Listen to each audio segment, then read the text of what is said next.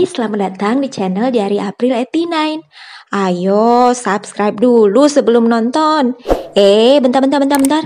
Kalian belum tekan tuh tombol loncengnya. Tekan dulu dong, biar kalian dapat notifikasi video terbaru. Jangan lupa like juga ya. Terima kasih. Enjoy watching, enjoy listening.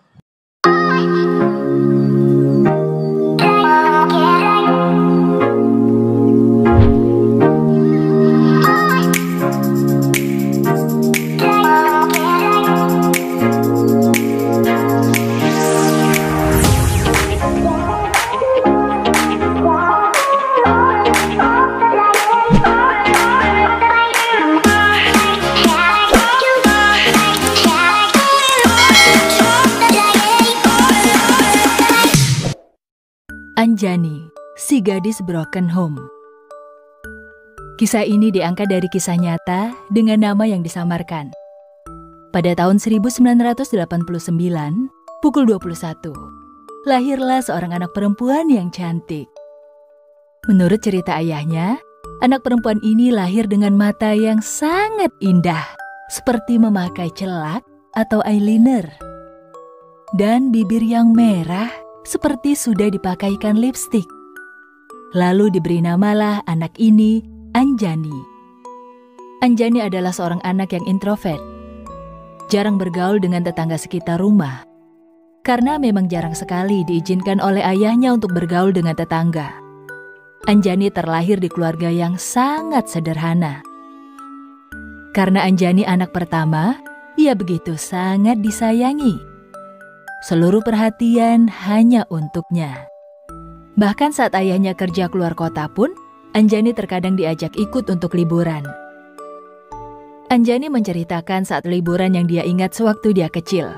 Saat dia dibawa ke Jakarta, ke rumah seorang teman ayahnya, yang berprofesi sebagai pilot. Oh iya, hampir saja lupa. Ayahnya Anjani ini seorang seniman. Bisa melukis, membuat bonsai, bahkan membuat taman indoor maupun outdoor.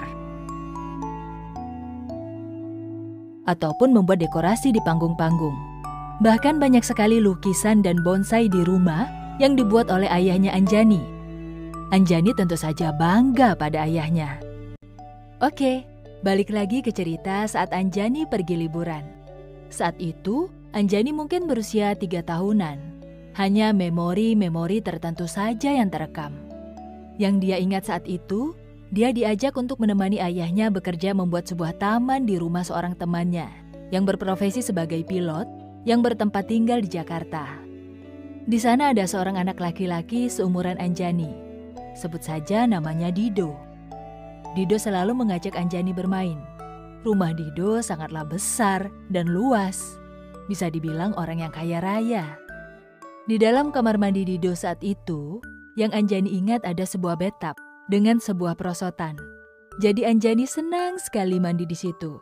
Maklum ya, Anjani tidak memiliki kamar mandi semewah ini. Hanya ada sumur dan kamar mandi yang sangat-sangat sederhana di rumahnya. Eits, ingat ya, Anjani masih berusia 3 tahun. Masih bocil yang imut-imut gitu. Jadi jangan ngeres pikirannya ya. Mereka main di kamar mandi sampai puas.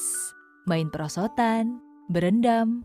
Pokoknya hari-hari Anjani di Jakarta sangatlah menyenangkan. Karena Dido anaknya sangatlah asyik dijadikan teman bermain oleh Anjani. Tidak hanya bermain di rumah, tapi keluarga Dido sering mengajak pergi keluar. Seperti ke Taman Mini Indonesia Indah dan tempat wisata lainnya di Jakarta. Beruntunglah ayah Anjani memiliki teman yang sangat baik, menganggap mereka sebagai keluarga. Hari-hari pun berlalu, mereka lalui penuh kebahagiaan. Lalu tiba saatnya Anjani harus kembali ke kampung halaman. Hari itu menjadi hari yang sangat sedih untuk Anjani berpisah dengan Dido. Karena Anjani akan merasa kesepian lagi, tidak ada teman untuk bermain. Keluarga Dido mengantarkan ke terminal bis. Dan akhirnya mereka berpisah. Mungkin saat ini dia sudah berusia 32 tahun juga, sama seperti Anjani. Tapi waktu itu pernah sesekali, ayahnya Dido datang ke rumah Anjani. Ayahnya Dido bercerita bahwa Dido terus saja menanyakan Anjani. Dido sangat kehilangan Anjani. Sayang sekali, saat itu tidak ada alat komunikasi. Anjani tidak mempunyai telepon rumah. Jadinya sangatlah susah untuk menyambung silaturahmi. Hingga saat ini berarti sudah 29 tahun tidak bertemu Dido. Tidak bisa dibayangkan, seperti apa wajah Dido saat ini. Apakah dia sudah menikah? Ataukah sudah memiliki anak seperti Anjani? Akankah suatu saat nanti Anjani bertemu Dido? Entahlah. Ingin rasanya Anjani sekali saja bertemu Dido. Ya, mungkin suatu saat nanti.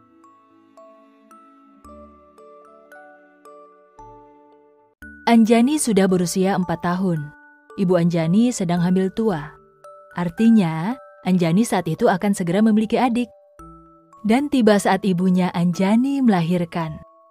Anjani saat itu melihat, mendampingi kelahiran adiknya. Dia merasa bingung apa yang terjadi. Melihat ibunya sedang kesakitan, melihat ayahnya sedang kebingungan. Dan tak lama setelah itu, dia melihat bayi yang masih berdarah dengan tali pusatnya. Anjani berpikir itu adalah boneka yang bergerak. Dia bingung, itu apa ya? Ayahnya berkata, "Ini adik kamu. Kamu dapat adik perempuan. Kamu jadi punya teman bermain." "Asyik, aku punya teman bermain," kata Anjani kegirangan. "Tapi nak, kamu harus berhenti minum susu dari ibumu." "Kenapa ayah?" "Karena adikmu harus minum susu dari ibu." "Ya, aku masih mau minum susu dari ibu." Anjani menangis. Ayah, ibu, dan ibu bidan lalu tertawa terbahak-bahak. "Ya sudah, kamu boleh minum susu berdua dengan adikmu kok," ibunya Anjani berkata sambil menahan tawa. "Tapi ngumpet-ngumpet ya Bu, Anjani malu," kata Anjani. Ayah, ibu, dokter, mereka menahan tawa melihat perilaku Anjani. Anjani bisa lepas minum susu dari ibunya saat dia berusia 5,5 tahun. Anjani masih ingat saat di TK pun, dia masih suka umpet-umpetan minum susu ibunya. Sewaktu istirahat sekolah. Lalu entah bagaimana caranya, dia bisa stop minum susu ibunya. Anjani lupa momen itu. Hari-hari Anjani dipenuhi keceriaan. Bermain bersama ayah, ibu, dan adik bayinya. Anjani sangat senang sekali. Adiknya Anjani begitu lucu. Ya, namanya anak kecil. Anjani pun kadang-kadang usil. Kadang bikin adiknya nangis.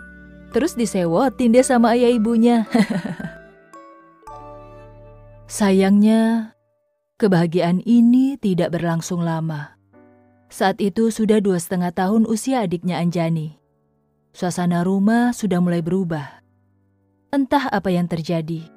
Ayah Anjani mulai sering memaki ibunya. Percekcokan di antara mereka sering Anjani dengar. Tapi ibunya Anjani hanya diam. Lalu pada suatu hari, saat pagi hari Anjani bangun dari tidurnya. Dia tidak menemukan ibunya. Yang Anjani ingat waktu itu, Anjani mendengar bahwa ayahnya berkata, "Ibunya Anjani kabur." Anjani diam di kamar dan menangis. Dia tidak berani menanyakan pada ayahnya, "Kemana ibunya? Kemana adiknya?" Anjani hanya diam. Dia bertanya kepada dirinya sendiri, "Kemana ibu? Kemana adik? Kenapa mereka meninggalkan dia di rumah sendiri? Apa ibu tidak sayang pada Anjani? Apa ibu hanya sayang pada adiknya saja?" Anjani bingung, sedih. Sejuta pertanyaan ada di benaknya. Tapi dia hanya bisa terdiam. Sementara itu, di luar kamar ayahnya berbicara dengan nenek, kakek, dan satu orang lagi entah siapa. Sayup-sayup terdengar apa yang mereka bicarakan. Tidak pernah terbayangkan oleh Anjani akan seperti ini. Hari itu menjadi hari yang sangat buruk bagi Anjani. dia sangat terpukul. Sejenak terlintas di pikirannya mengingat memori sebelum ibunya pergi. Anjani mencoba mengingat itu. Lalu dia mulai merangkai kejadian sesuai yang terlintas di memori ingatannya. Anjani sudah berusia 8 tahun, jadi setidaknya dia mengingat apa yang sudah terjadi. Saat ayahnya berteriak, saat ayahnya berubah menjadi pemarah, saat ayahnya memukul ibunya, Anjani menjadi benci sekali pada ayahnya. Kenapa ayahnya berubah menjadi pemarah? Kenapa ayahnya menjadi kasar? Anjani tidak suka. Anjani takut. Anjani mulai menutup dirinya. Dia menjadi sangat diam. Yang dia inginkan hanya ibu dan adiknya kembali ke rumah. Anjani terus menunggu. Ia ditemani Miko, kucing kesayangannya. Hanya Miko yang dia punya satu-satunya saat itu. Satu hari menjadi hari yang sangat panjang untuk Anjani. Sejak pagi, Anjani tidak mau makan. Anjani hanya menangis dan terus menangis. Sampai matanya besar dan sembab. Dia tidak bisa tidur. Tidak terbiasa tidur tanpa ibunya. Ayahnya entah kemana. Sejak siang tadi sampai malam ini, dia belum pulang. Anjani dititipkan pada saudara angkat perempuan ayahnya, yaitu bibinya. Anjani terus saja merengek, meminta adiknya dan ibunya agar pulang. Sampai dia terlelap tidur, karena kecapean menangis seharian.